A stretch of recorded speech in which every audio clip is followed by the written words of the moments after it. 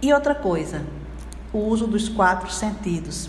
A ferida eu preciso olhar, eu preciso tocar, mudar o curativo, observar a saturação do exudado. Eu não posso realizar um curativo e já chegar lá e está todo limpo. Não, eu tenho que remover para eu perceber se houve uma saturação do exudado, para eu poder dizer se aquele exudado foi muito, pouco. Então eu tenho que observar o curativo anterior.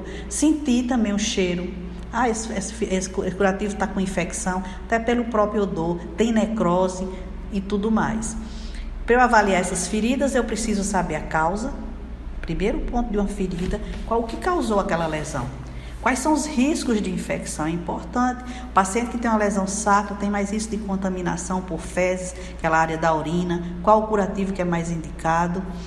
O que é importante também, o exudato. Qual tipo de exudato, consistência, a quantidade desse exudato, se ele é seroso, sanguinolento, seropurulento, é uma avaliação que eu tenho que caracterizar para eu descrever a ferida. Com base nisso eu vou poder indicar o curativo ideal, o curativo adequado.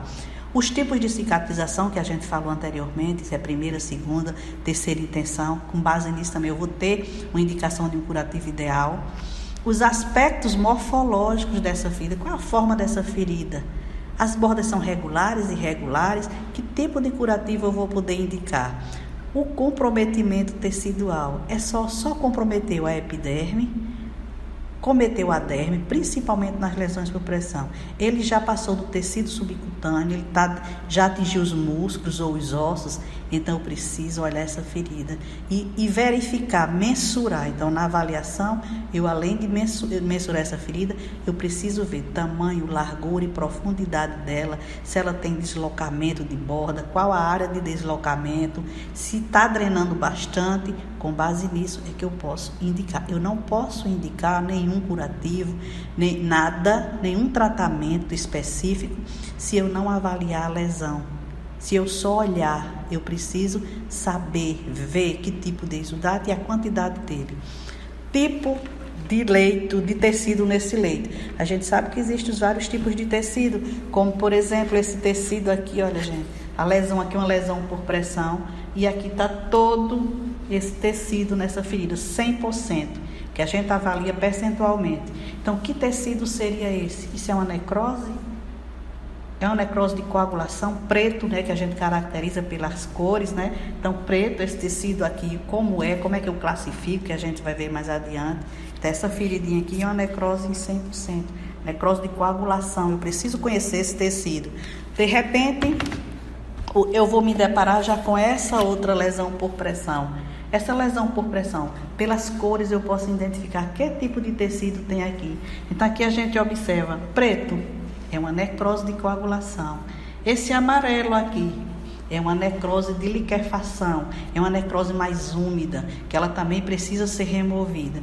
E aqui por fim eu encontro um pouco de tecido vermelho. O tecido vermelho quer dizer que é o tecido de granulação, que a gente falou anteriormente sobre esses tipos de tecido. Então, é angiogênese, é vasos sanguíneos, é aqui que eu quero essa ferida toda nessa coloração. Aqui tem outra lesão, só para a gente mostrar mais especificamente a lesão por pressão, certo?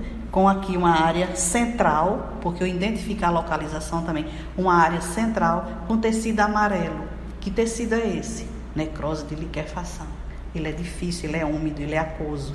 E aqui ao redor, toda a lesão, ela tem tecido de granulação.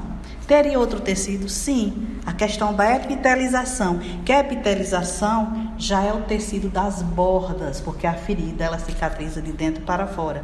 A epitelização, ele já é um tecido rosado, com tensão de bordas. Depois da granulação é para vir a epitelização. Então, a fase que a gente precisa trabalhar bastante. Ainda falando aqui sobre a lesão por pressão, olha, a gente mostra aqui os tecidos da pele, né, as camadas. A gente sabe que esse amarelinho é o tecido adiposo. E a gente percebe essa ferida aqui, essa necrose, ela se estendendo da área da epiderme até mais profundamente, atingindo a derme. Na classificação da lesão por pressão, segundo a NPUAP ou NPAP, como queiram, a gente vai ver que essa ferida, ela já adentrou a derme. Então, a classificação atingiu a epiderme, atingiu a derme, ela se estendeu até o tecido subcutâneo, atingiu o músculo. Como seria essa classificação? E a gente vai discutir uma por uma como seriam essas lesões.